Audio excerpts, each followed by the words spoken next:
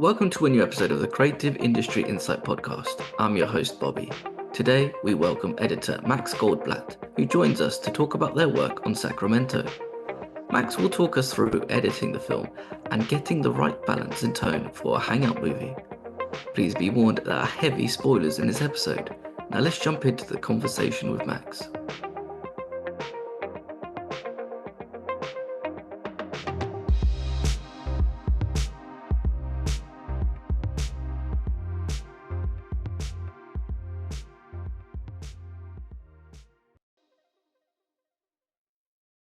Hi, Max. Thank you for joining me today. Yeah, pleasure to be here. Thanks for having me. We're here to sit down and talk about Sacramento, and I'm really excited to talk about the film. I was lucky enough to get a screener as well, and when you get a screener, it kind of feels like you're part of a secret club, or like in The Simpsons, the Stonecutters, or something like that. Yeah, you're in the in crowd now. I know it always feels great, and then you have your name watermarked on it as well, and it's like, damn, I actually feel really important. Yeah. I mean, if you decided you wanted to leak the film, everyone would know your name. I I think don't think you big. want to do that. No, no, it's not. It's not. It's not the smartest thing to do, No, but. probably not. No, I wouldn't do that just in case anybody's listening, I especially think it's a good idea to not do that. yeah. Well, I think as well, you like I wonder what the studios would do to find that person, but what else like how they would just completely rinse them to in like the court of law and I don't know. But Yeah, you go then to you go to movie jail. You don't get any more screeners. I don't think they even allow you back in the cinema. So Ooh, you'd be brutal. like lucky to even step foot in somewhere like that. They'll probably take away your TV as well and all your Netflix rights, and you're just like, well, what do I do? Yeah, that Um, sounds like a very boring life. So don't pirate movies or leak them. no, no. Um, but before we jump into the project, how are you finding the reaction to the film? It's been wonderful. I mean, this film has been in the works for a long time. I think so Michael, who directed it and co-wrote it, I edited his first feature. And so I've been aware of Sacramento as a script he was writing and something he was trying to get financing for many years. And so it's been a long road. So 2 years ago, the film was in production, and then we edited it for some months. It premiered at Tribeca last year and was released in April of this year in the U.S. And so, to there are a lot of like really exciting, like I can't believe this day has finally come sort of moments, and those happened when we started filming the movie, when we wrapped the movie, when we first showed it to an audience at Tribeca, which was an amazing night, and of course when it premiered in theaters here. So yeah, it's just been tremendously fun, and I'm a letterboxed user, and so it's been fun to also look at just what average movie-going film fans think of the movie, both good and bad, I enjoy seeing a kind of diverse takes on the film and people who loved it and people who found it annoying, and it's all sort of stuff that you metabolize in thinking about, who did we make this for and is it connecting with people, which it is.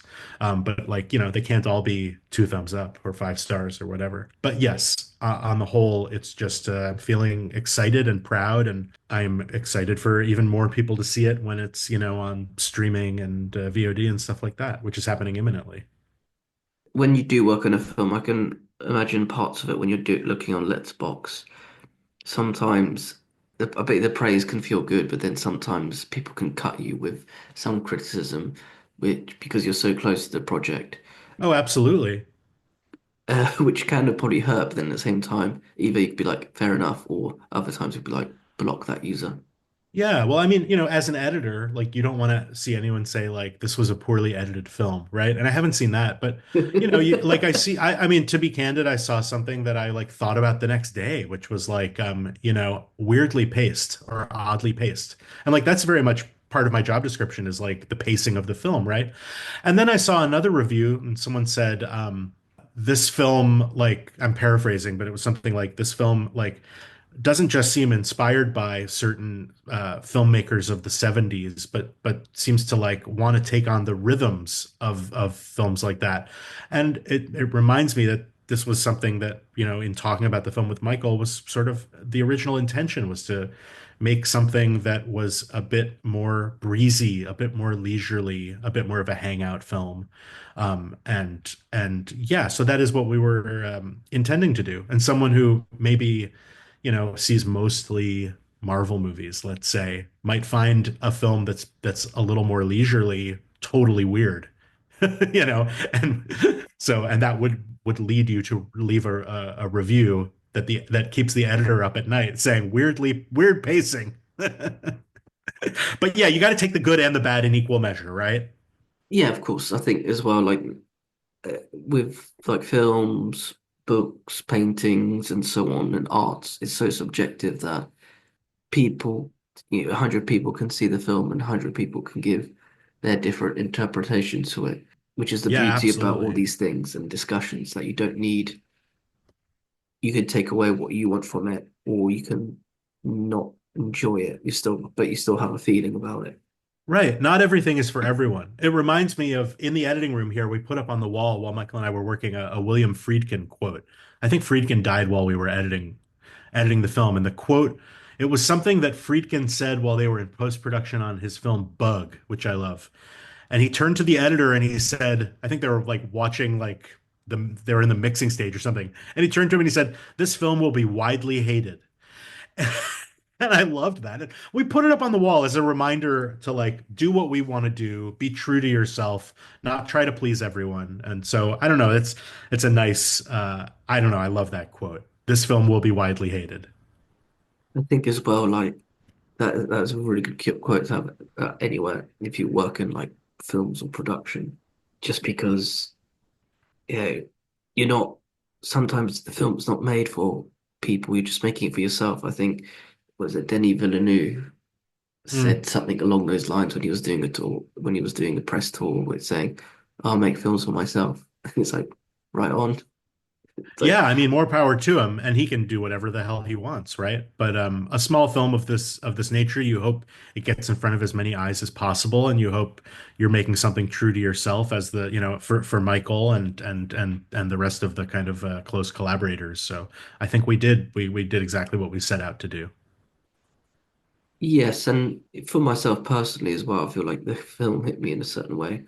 We are talking about it, talking slightly off air about being like one day you sort of wake up, you're like, holy crap, I'm an adult, I have to do adult things. I've got a kid to look after, I've got this to do, I've got that to do.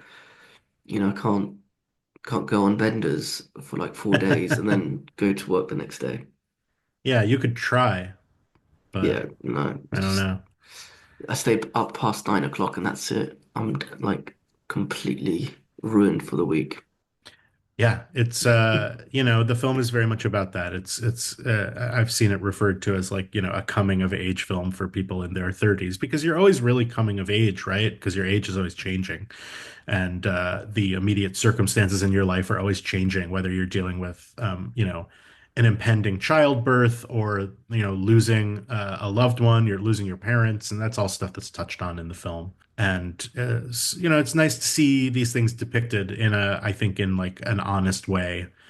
It's funny. A friend of mine was saying like he saw the movie and he's like, men make everything about themselves, even their wife's pregnancy and childbirth is about the men, and I think these guys in the film, they're obviously kind of heightened versions, but they are encapsulating real feelings that people have. I know I was a complete wreck when my wife was pregnant. I was a mess. Am I qualified for this? Can I do this? Like, all that shit. And that's very much what Mike Cera's character is kind of dealing with when we meet him at the beginning of the movie. Yes, and after seeing that film, I always check the crib at our house because I'm just like hear the creaking, and you're like, oh man, is this correct? Is this not correct? I didn't put this together. It was a handyman, so it's probably better that they did that because they are more experienced than I am. But it's those sort of things as well. But when it comes to editing a film like this, because there are so many. It has like the tones are slightly mixture with like the sort of comedic elements, serious elements. As an editor, how do you cut between those sort of tones and then also try to get the right balance in each scene? Yeah, I mean that is one of the challenges, the big challenges of a movie like this is making sure that if we're shifting in tone, are we shifting in a way that is gradual?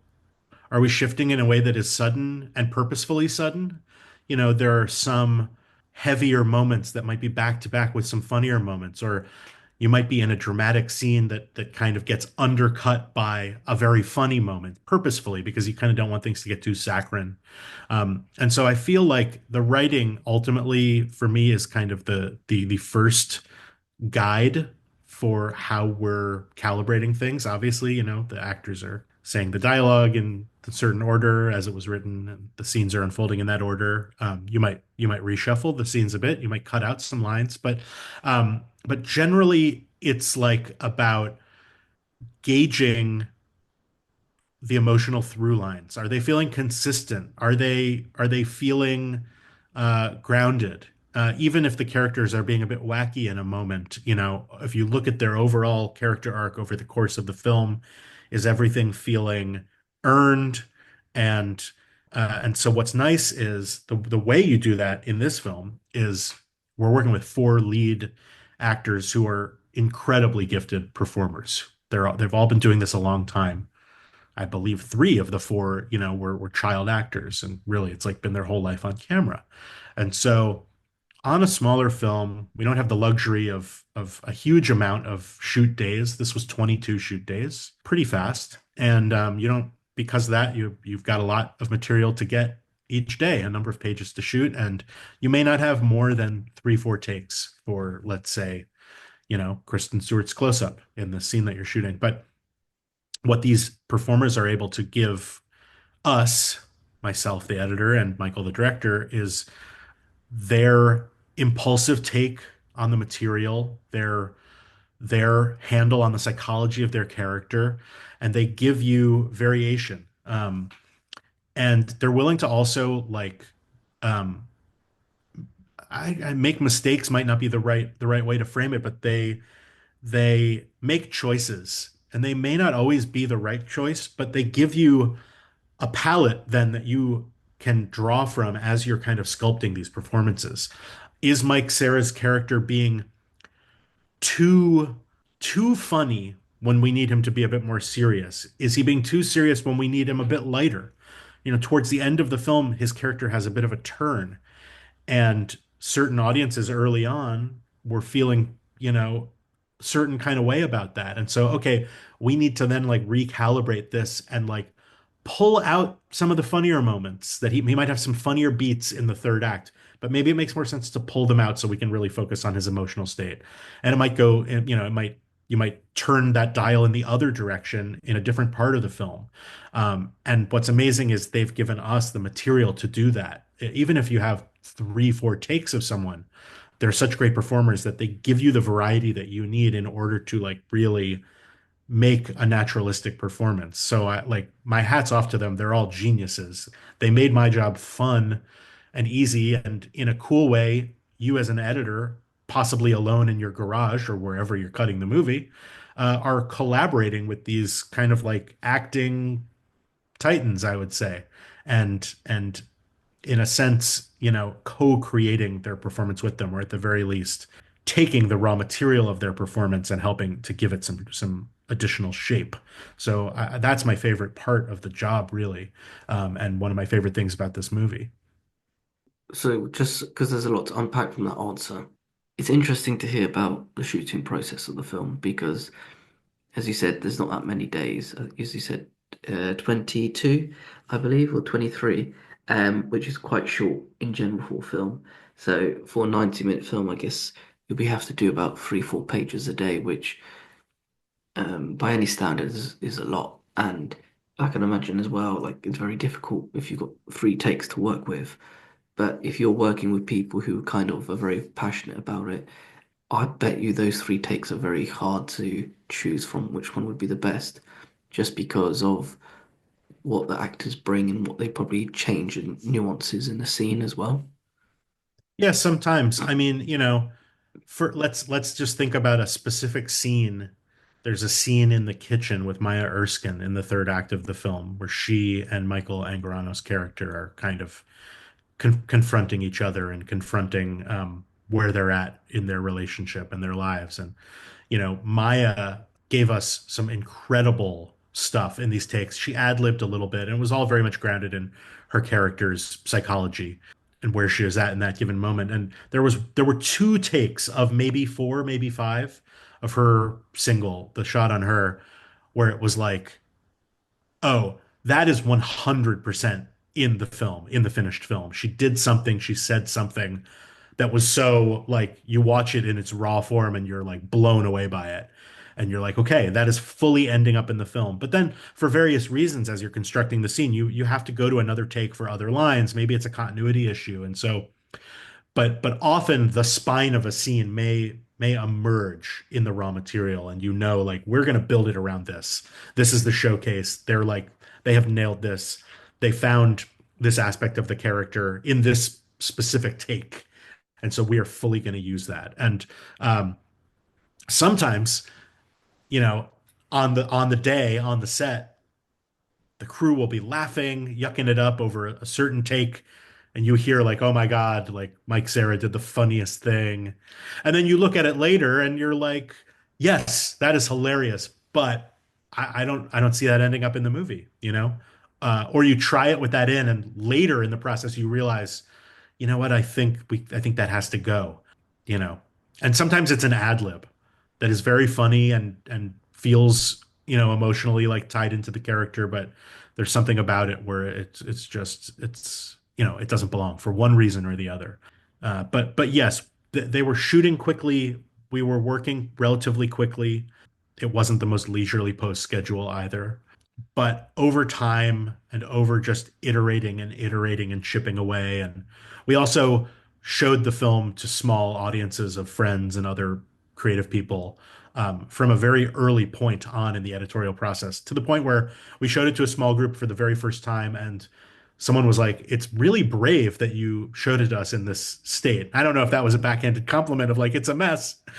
It wasn't. It wasn't a mess. But, and we didn't even think about that. It was just kind of like, the film is, yes, as we were saying, it may be made something you make for yourself or something that you want to see. You make the kind of movie that you want to make, but ultimately it's for audiences, right? And so let's get smart people in the room and see what they think. Like, your initial impulse when you're building a scene and your initial impulse, maybe may not be registering to an audience.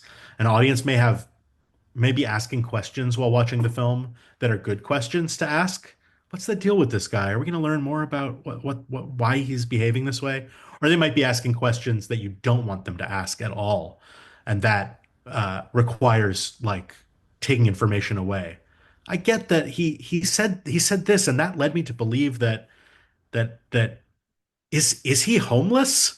I remember there was a lot more information about the Angarano character at the beginning of the film, and we kind of realized that we didn't need it all because it was leading people to ask the wrong questions, which is very valuable early on. You start realizing what information is vital for this story to be told, for these characters to be understood, and what information is just color, unnecessary color that really you can strip away and strengthen the film. I think listening as well to your answer about showing it to people, again, kind of funny when somebody would say that, like, "Oh, I can't believe you showed us in that sort of cut." And it's like, oh, what does that mean? Like, is part of it wrong? Is all of it wrong? Right. Can part of it change? Who knows? But I Yeah, guess at the same time, if you're seeing, well, you guys are so close to it that sometimes having a different kind of viewpoint on it helps a lot. I agree. Yeah. And especially like, after let's say 5 weeks of editing, something like that, we showed it to the first group for the first time. And it's not like you're sitting there like, we nailed it, it's perfect, it's done. But you have a sense of like, this is feeling good to me. This is feeling good to me. Let's get in front of some eyeballs. And then you're like, oh, okay. we have our work cut out for us in terms of this specific character's deal or this specific relationship. There's like not clarity about an aspect of that. So we need to now spend the next like week focused on this relationship or oh, there are certain aspects of this part of the movie that are dragging, so let's look at that and see how we can tighten it up. And what was cool is the first couple times we showed it to people, we would get feedback on the same topics, but it would change. We would make some surgical changes and make some decisions, and the next time we showed it to people, they they might have picked up on something else vaguely related to that. And okay, our work's not quite done as it relates to that aspect of the film. And then the last time we showed it to a larger group, no one would bring up that one thing that we were so concerned about a month earlier. And we would ask, is this character, do you like this character? Do you think this character's too mean? No, I thought they were great.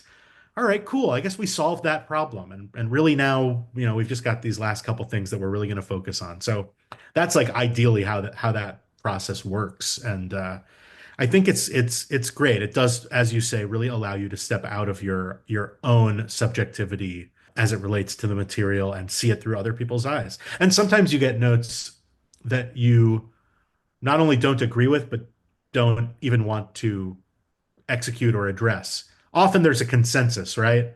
But you may have someone in the screening who's saying something that no one necessarily agrees with. And I think part of taking feedback is knowing what feedback to apply and what feedback might go against your intention. But it's always about strengthening what you have and what you're trying to do. But sometimes there may be an outlier that you don't have to take all the feedback. Yes, and there's probably so much feedback that you can take that works and then doesn't work. What else will come from it? Um, and it's sometimes those little bits of feedback as well can really change the perception of how you're thinking about this film and what somebody sees in characters or what they take away. That's what I always find quite interesting when you hear certain stories or when somebody says the little things that probably changed the film massively. I'll take this one scene out and it's like a completely different film, or actually leave the shot, don't cut away too quickly, leave it on the character for an extra 2 seconds. Um, Right. which again blows my mind a bit just because just little snippets or sliding door moments really just change how everything is perceived. Yeah, and that is like very much at its fundamental, like even thinking back to silent film, right? And like the early whatever Soviet montage that you study in film school, like that's what it's all about. It's like how can the juxtaposition of two images create meaning? And how can a specific reaction shot give us all the information we need to know about a character? I love finding those moments, those reaction shots. And sometimes you find a reaction shot and you steal it from a different part of the scene, to kind of create an even newer meaning that the actors maybe weren't intending. I love that. I love finding those moments. And I think some people refer to something like that as getting away with it, where you cheat something in a way that just creates something entirely new that the audience would never know. Like that's kind of the joy of editing, is finding those little magic tricks.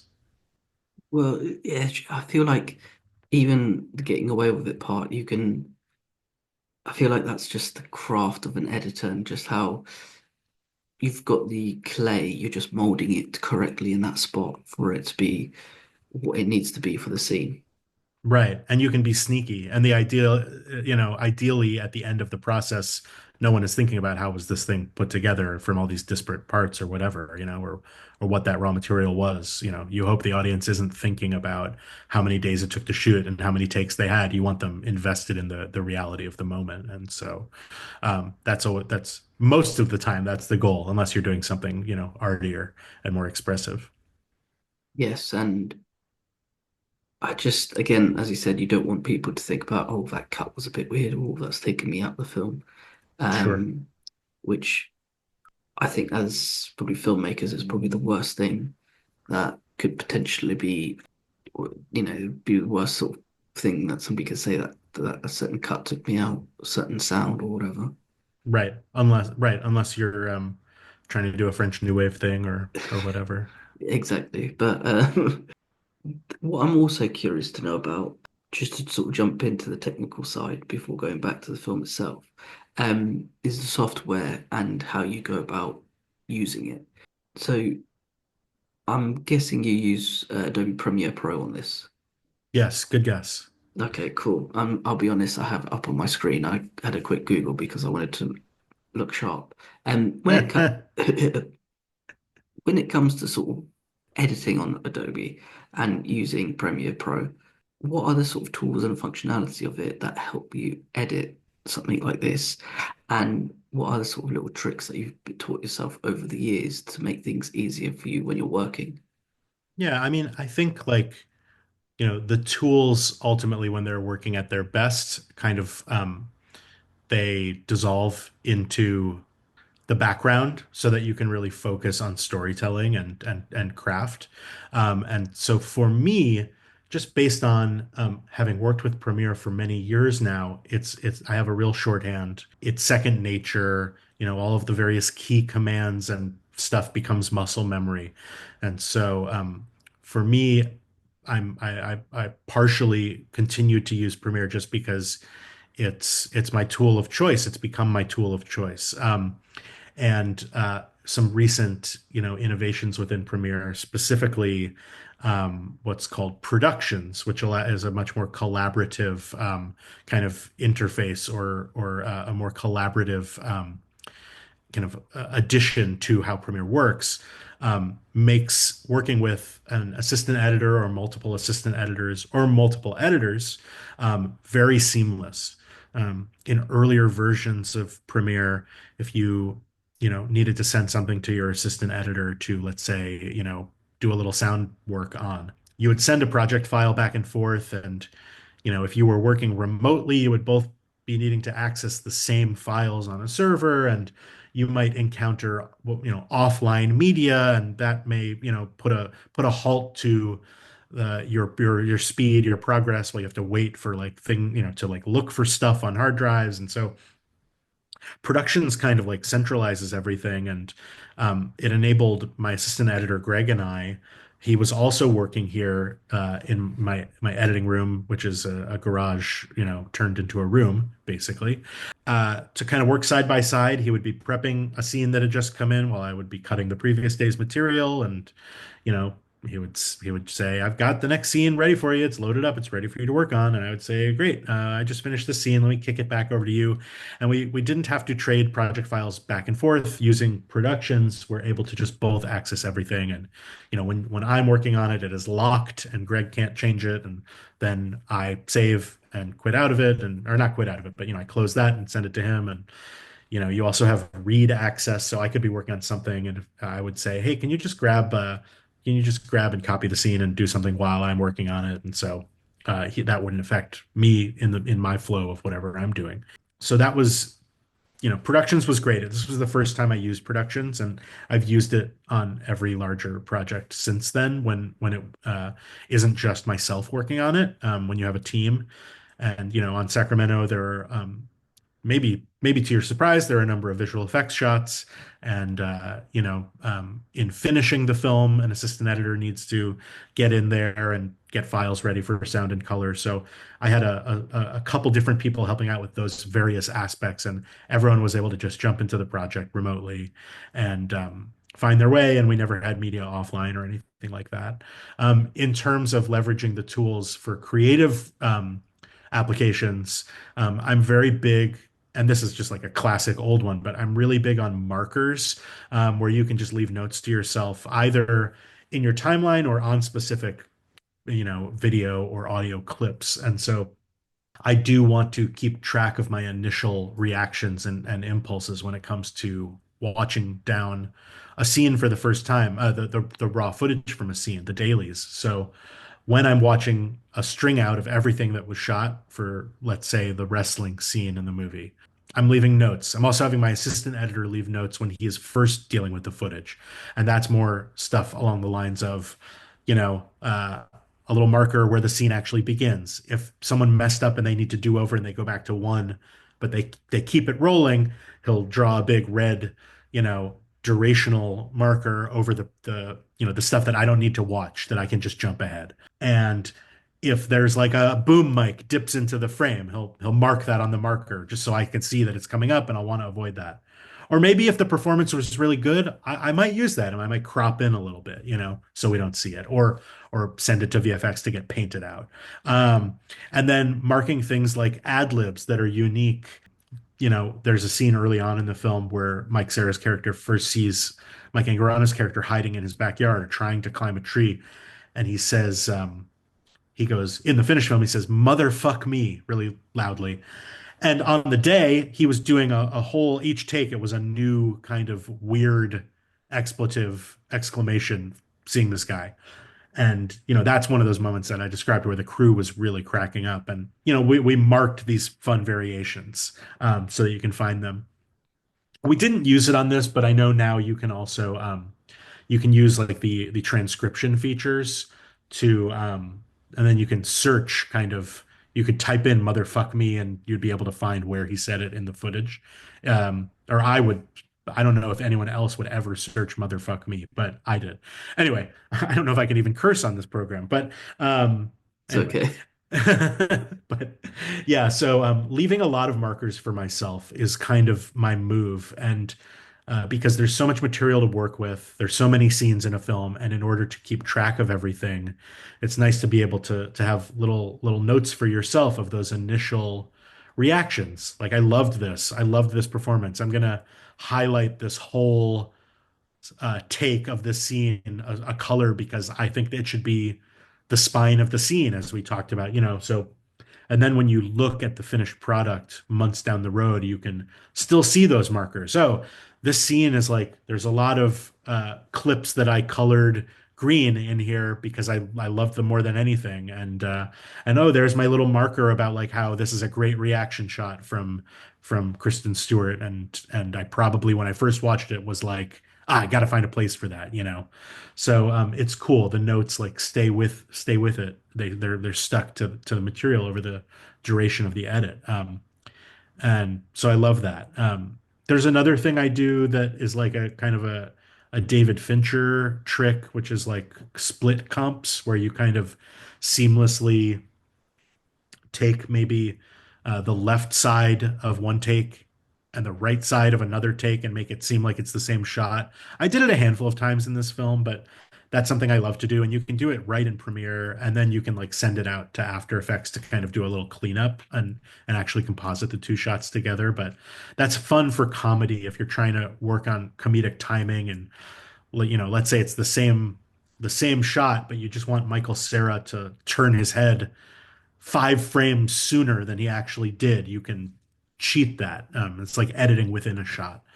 So I love to do that, and it's very easy to do that in Premiere as well. So it sounds like technology's kind of caught up a little bit with how editing process works in terms of if you're working on one thing, you can lock it, but then somebody else can access it, straight after you finished, and have a look at it and do things with it. Um, Yeah, absolutely. And I mean, that harkens back to like when they cut on film, like I think you probably didn't have too many versions of that film that were accessible. So like the editor would deal with it and then would hand it off to the assistant editor. And so in a sense, we're kind of still doing that, just in a much faster, less cumbersome, less physically demanding way. yes, and again, cutting on film, pressure that people must have when doing it compared to like now digitally. Right.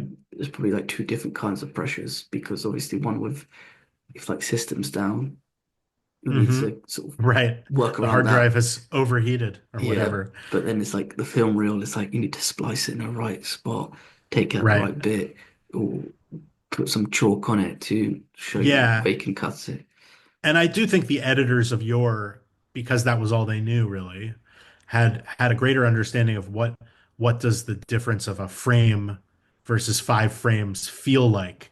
And they would know I'm going to chop 5 frames off of this as opposed to I'm going to chop 1 frame off of this. And I'm not going to, like in Premiere, I'll go 1 frame, 2 frames, 3 frames. That's too much. I'll go back, and you just do it in the blink of an eye. But to actually physically be cutting and taping or gluing the film, the celluloid, like you have to already have a sense so that you're not destroying the physical material you're working with. It's fascinating. Yeah, and I bet you here you could put out a frame to stretch it out to be as long as possible. But you Oh want to yeah, just, right. whilst back in the day, they probably didn't have that. Right, yeah, you get to play God a little bit more. Like in those days you would have to send it to an optical printer to like stretch it out and stuff, and it's a whole to do. But not anymore. There's an effects for that, there's a plugin for that, and yeah, it's fun. It's like, I kind of sometimes feel like a kid in a sandbox or something, except my toys that I'm playing with are like Michael Cera and Kristen Stewart. I wonder what it'd be like if you brought somebody back from like the 60s to now and showed them what you could do, like how much that could blow their mind regarding it all and just how they would, Yeah, I don't I know, mean just it's take it it's all in. it's interesting. I mean, there's a generation of editors. My father was an editor, and he cut on film for some decades, and he made the jump to nonlinear editing and was kind of among the first wave of editors on bigger films who started cutting digitally. And so I, as a kid, got to kind of watch him undergo that process, that transition, and it was cool. I think there was a real liberation there that suddenly it freed them up to be able to try things in new ways. So yeah, that's a cool moment in the history of editing for sure. Yeah, and I bet you people became slightly more creative and, as you said, can try out a bit more rather than worry about having, only a certain amount of reel to use. Just to go back to the film itself, you have Michael, who's starring in it. He's written it. Is one of the writers on it. Sorry, as the director. When it comes to editing something where someone has so many different hats on, in the film, how do you go about sort of navigating that because they have so many different inputs in the film? How does that affect the way that you edit, or is it just a case of they know what they want and they sort of go from there? Yeah, I mean, obviously it had been in development for so long and he had been trying to get it made for so long that there was a real strong sense of tone, of pacing, of energy. But then what you get on the day, the performers give you certain things that maybe you didn't intend to get. This is me like speaking from Michael's point of view. If I'm able to do that, an actor may do something that isn't entirely what you expected, but is maybe, exciting in a different way. And so for the two of us kind of getting into the room once he kind of took off his actor hat, it's I think he's very good at compartmentalizing and sitting in the room as a director. I mean, obviously there is a specific thing when a director is editing their own performance, right? But I think he probably better than anyone knows like his habitual stuff, his tics, the sort of things that as a performer he knows are working better than others. Like when it comes to going through his takes, his close up or whatever for a scene, it's like he is able to zero in on what the best version of a line reading is. And that's not to say that I don't know that or that I can only do that for the other actors, but with him, it's almost easier to cut his performance in a sense because he knows what he's looking for as an actor and as a director, in the interpretation of his own written words. So yeah, but that's a very like unique thing of an actor directing themselves, and I know that Michael has spoken about that in particular in interviews and stuff recently doing press for the film.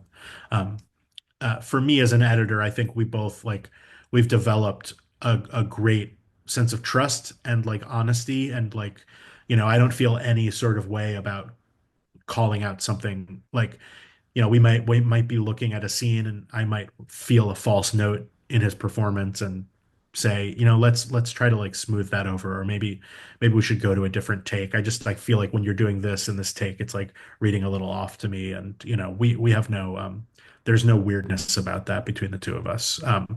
So but I think we've developed that trust over time. When I cut his first film, that trust came pretty quickly, though, to be honest. I think partially because he was a super busy guy. When we cut his first film, he was acting like full time on the Steven Soderbergh show, The Nick. And so he would like go shoot in the morning. I would be cutting, and Soderbergh famously is like often wrapping very early each day. He like gets what he needs, and he's like, "We're done." And so Michael would show up to the editing room about 2 or something, and like, "Show me what you've got." So he had faith in me and trust in me to do my thing because he couldn't physically be in the room as much as one might be were they not like also doing this other job. So early on between the two of us, there was a great deal of trust, and we carried it forward to this film. And as an editor, it's so nice to have that. You find yourself in so many different types of working relationships with different types of directors, some who are more micromanagey, some who are not, some who want to sit right next to you, some who might be remote for a lot of working together. It's always different. But with Michael in both films, but in particular Sacramento, it was just like always a very joyous time, which you can't always say. So I'm glad and grateful. Mm. And also it's nice to hear when you can, I guess, with a director, if they are also appearing on screen, like the sort of ticks that they can see what they've always wanted. I always sort of would love to know, just like, how do you think, how does a director who's also acting in the film, how you can switch between the two whilst on set, like whilst performing, are you looking at your whoever you're like, um acting next to? Are you thinking about as an actor how to react, or are you thinking as a director to be like, damn, they just blew me away. Oh shit, I need to be back in the room. Yeah, there might be one may get lost in the moment in certain points in time doing that, wearing all those hats at once. But yeah, I think the people who are able to do that skillfully are able to just navigate it, and kind of compartmentalize, as I was saying. And it's just, yeah, it's amazing to see because I don't know, like, I don't know about you. It's like sometimes I get quite easily distracted, so I don't know how someone could think about that and not be Yeah, distracted at the it, same it's a time. lot. It's a lot to take on for sure. But yeah, just to wrap up the episode, what was your favorite scene to edit? My favorite scene to edit is probably this wrestling sequence in the middle of the film. I was able to kind of be a little more expressive editorially than and kind of be a little flashy, let's say. Um, and I took a cue to do that from the way that the the scene was filmed, using a lot of slow-mo, and there's like this lighting shift that happens, sort of heightens everything, and I leaned into that and the nostalgia of it. It's also just like a very funny scene, and in a way, because they filmed it slow mo, there's no sync sound, there's no dialogue during the wrestling match, and so I approached it like more from a music video sort of perspective and thought of it like a dance routine, because they had this wrestling routine that they had developed with a stunt coordinator, and they were just doing it over and over and over again, and the camera was floating around them in various ways, and so it was it was entirely different from everything else in the film. You do a lot of dialogue driven scenes, a lot of like comedic scenes, and this was just something very different. And it comes at the center of the movie or near the center of the movie. And I think for the audience is just like a kind of refreshing, different sort of sequence, and also it's a value because it's showing us these two main characters um, with their guards down finally and kind of embracing what their friendship used to be like when they were kids. So I just yeah I love the scene, and working on it was very fun. I wouldn't say necessarily challenging, but but it's something like I'm proud of as a sort of centerpiece in the film, and something that is editorially different from the rest of the film. That's a solid choice because I wouldn't think about that scene as like one to choose from to go to, but I think you're right that the cut, you're exploring. There's so much to explore in the scene that one, the way that it's shot is slightly different because they just get taken out of it. But then also, as you said, it's like you're exploring what they were like when they were younger and what their sort of childhood was and how much fun they could have. I don't know about you, but like wrestling played a part in my childhood. So it's like kind of watching it and then seeing Michael doing his like promo to Michael Cera. Hmm. It's just, it was quite funny and it was kind of, it had a lot of heart in that scene as well, which I love. Yeah, I'm glad you love it. Yeah, I think Michael also, like, as a younger person, was like big into wrestling, and so I think he relished the opportunity to like play around in that ring and like like play the heel for a little while, and also there's the actress who plays Ariel is AJ Lee, wrestler, former WWE wrestler, who ironically, it's funny, it's like you put a pro wrestler in your movie and you have her walk into the ring, but then she doesn't do any wrestling. It's kind of subverting expectations, let's say. But yeah, and I think also it's like we know that these men, at when the movie is taking place, their relationship has reached this impasse and is fractured and is not what it once was. So the sequence very much is about revisiting what at its peak that friendship, like that best friendship, was really all about, and the fun of that, and they get to kind of relive that. You'd think it'd be like a slightly sad moment because they you're sort of reliving something that they've lost, but then actually it's kind of more of a fun moment because you're just seeing two guys shoot the shit in the old way. Yeah, I guess yeah, you could see it as sad in certain ways. Like they don't have that anymore. That's not their lives anymore. Their bodies are like wrecked from that physical activity, you know. Uh, I know that all too well. Max, thank you so much for your time today. If you're lucky enough, Sacramento's still not out now in cinemas. If not, make sure you watch Max and his team's work on VOD. Thank you again. yeah, my pleasure. So nice to chat. Thank you. You take care and bye bye. Thank you for listening. Please subscribe, rate, and review this podcast.